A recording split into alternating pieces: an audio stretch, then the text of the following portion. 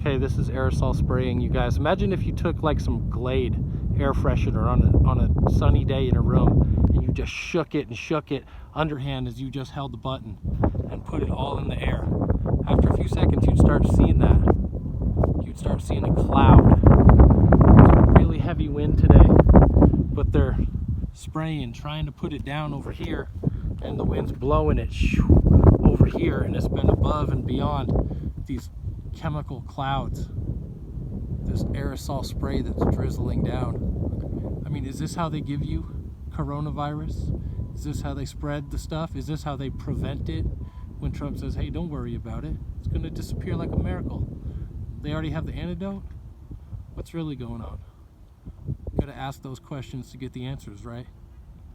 So, just putting it out there. This is weird weather. Things are changing, and they're definitely doing the spraying. Don't kid yourself about that. So, what is this stuff? Just got to ask yourself, what is this stuff?